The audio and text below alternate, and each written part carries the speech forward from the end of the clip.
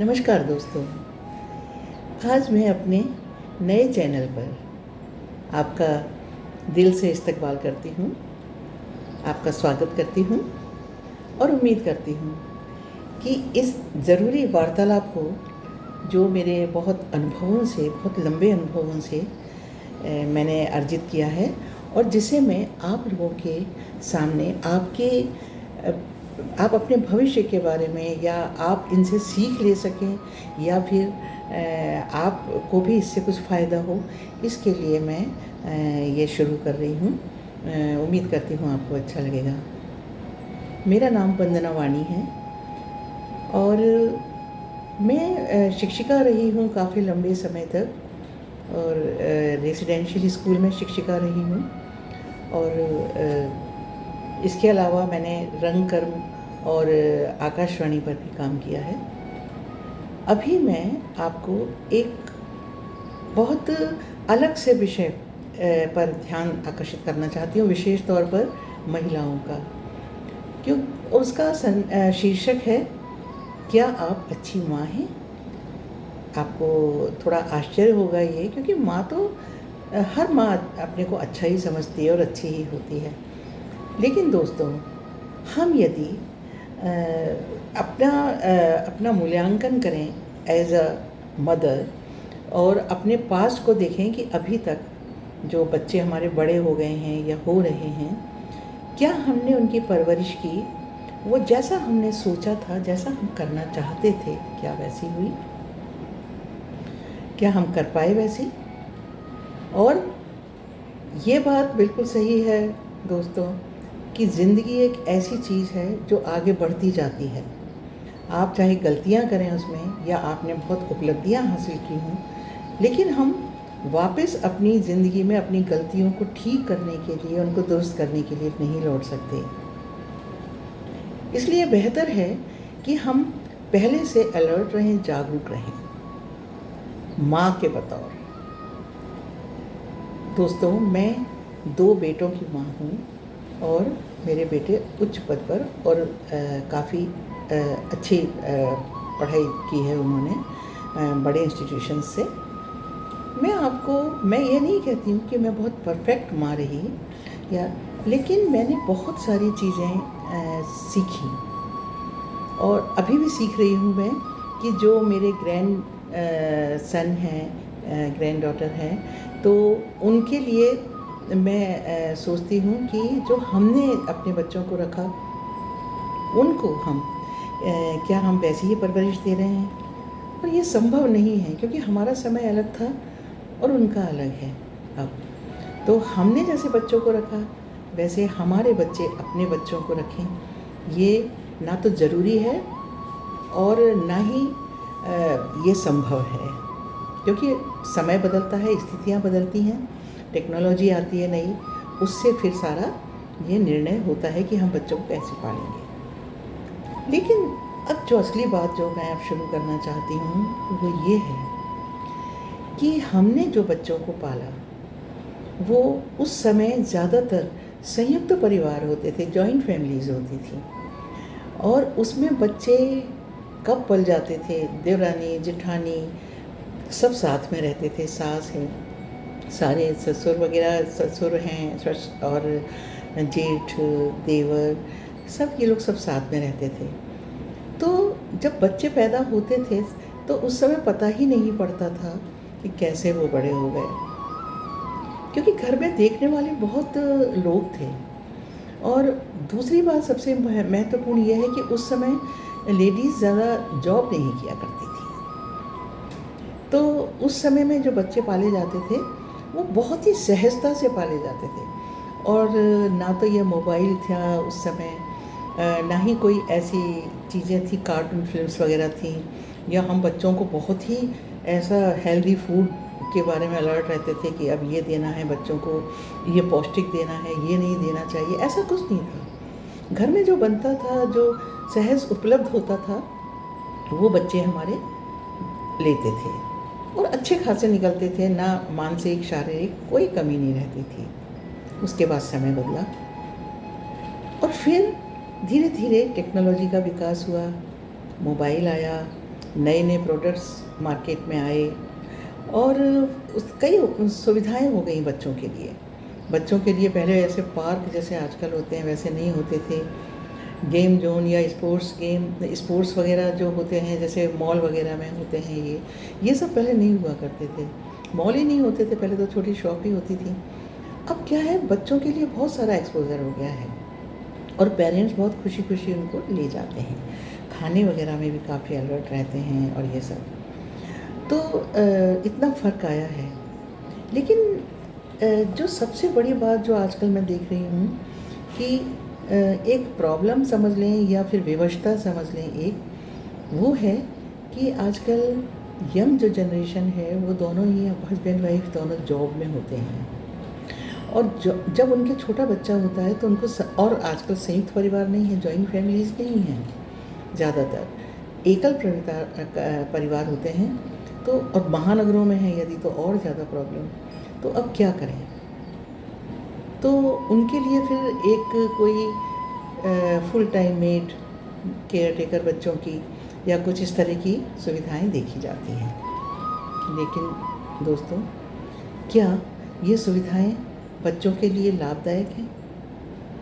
हम कितना ही पैसा बच्चों पे ख़त्म करें, उनको हर सैटरडे संडे वीकेंड पर हम उनको मॉल ले जाएं, गेम जोन ले जाएं, वहाँ पर खूब खिलाएं पिलाएं, उनके मन मर्जी का खिलाएं, खूब उनको मतलब जो एंटरटेनमेंट वो करना चाहते हैं करें। लेकिन उसके बाद क्या, मंडे से फ्राइडे तक उसको फिर केयर टेकर के पास अपने रहना है।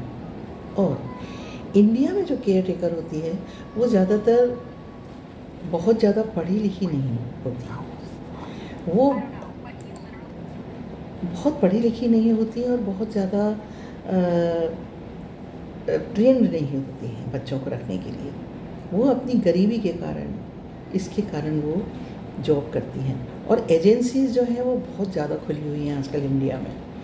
तो वो हालांकि वो उनका सब वो करवाती हैं कि उनकी लिखा पढ़ी, पुलिस वेरिफिकेशन और आधार कार्ड वगैरह ये सब फॉर्मेलिटीज़ होती हैं।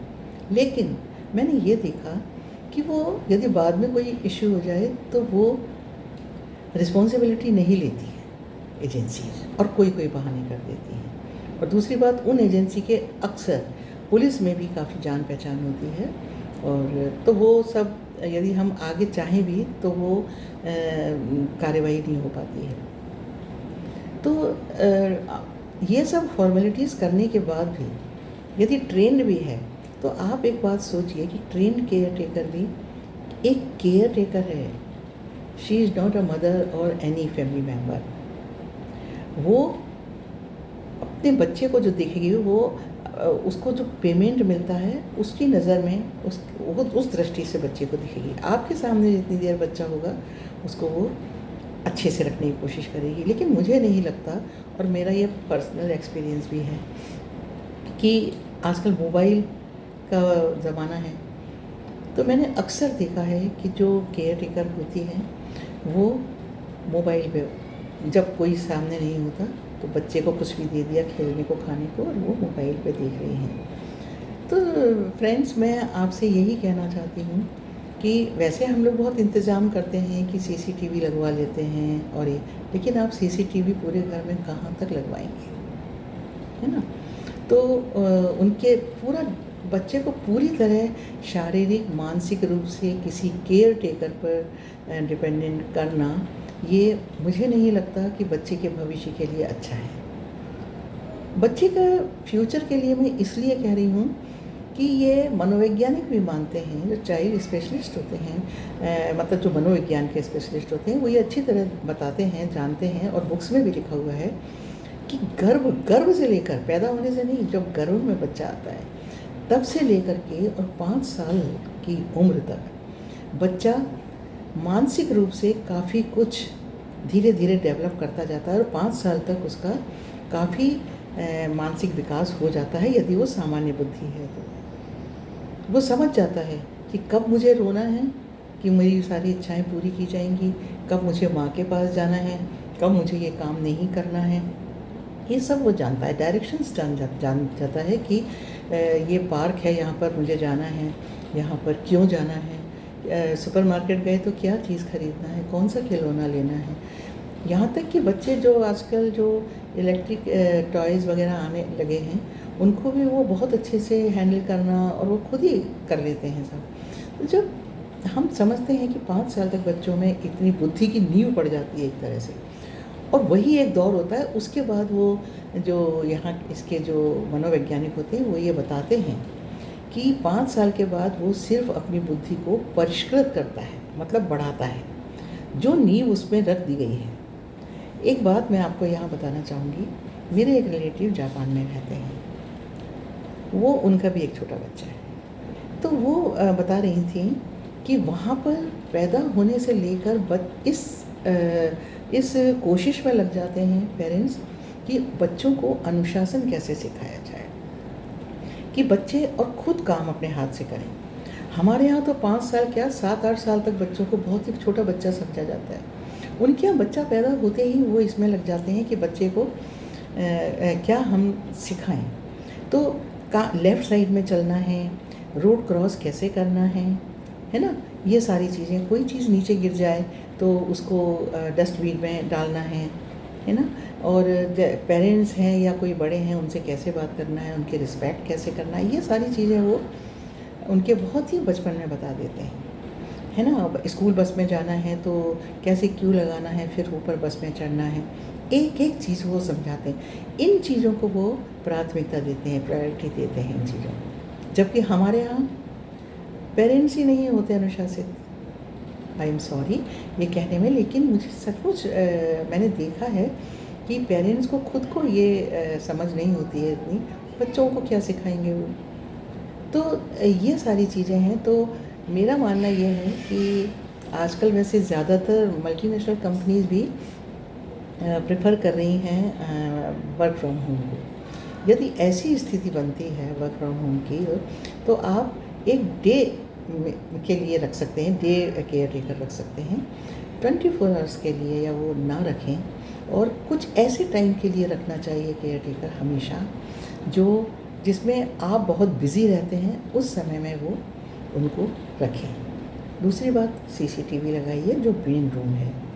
तीसरी बात, जहाँ तक संभव हो बच्चों को गोद में ज़रूर लीजिए, क्योंकि जब बड़े हो जाएंगे तो गोद में नहीं ले पाएंगे। और जो गोद में आप लेते हैं उसका साइंटिफिक भी बहुत बड़ा फ़ायदा है कि वो आपके बहुत ज़्यादा करीब रहते हैं दिल से भी, हमेशा पूरी उम्र। यदि आप उनको अच्छा आप दुलार कर रहे हैं, लाड़ कर रहे हैं, उनको बहुत ज़्यादा बेवजह डांट फटकार नहीं रहे हैं, और खाना अपने हाथ से खिलाइए एज पॉसिबल, है ना। जितना आप अपने हाथ से उसको खाना खिलाना तो दूर, आप बनाएं भी। थोड़े से एफर्ट्स आपको करने पड़ेंगे यदि आप जॉब में हैं तो, लेकिन कोशिश कीजिए कि ऐसे हमारा ज़माना अलग था वैसे, लेकिन मेरे भी 2 बेटे थे और दोनों में 3.5 साल का फ़र्क था, अंतर था। लेकिन मैंने भी जॉब किया, शिक्षिका का जॉब था, तो 7:30 से और 1:30 बजे तक का था। लेकिन ऐसा हमने कुछ मैंने और मेरे हस्बैंड ने जो इस तरह से अपनी ड्यूटीज़ को किया कि उन बच्चों को हमने कभी भी, हालांकि हम छोड़ सकते थे, केयर टेकर को उतने समय के लिए रख सकते थे, लेकिन हमने इसको प्राथमिकता नहीं दी और किसी तरह एडजस्ट किया। तो फ्रेंड्स, बस मैं यही कहना चाहती हूँ कि ये आपको बच्चे की परवरिश केवल बहुत अच्छा खाना दे दिया, बहुत सारे उनको खिलौने दे दिए, इससे नहीं होती, और भी बहुत सारा ध्यान रखना पड़ता है। मुझे लगता है इसी तरह मैं आगे आपसे बातचीत करती रहूँगी, और यदि आप कुछ पूछना चाहती हैं या आप अपनी तरफ से कुछ कहना चाहते हैं तो प्लीज़ कमेंट्स में लिखिए। Thank you very much. हम आगे मिलते रहेंगे। धन्यवाद।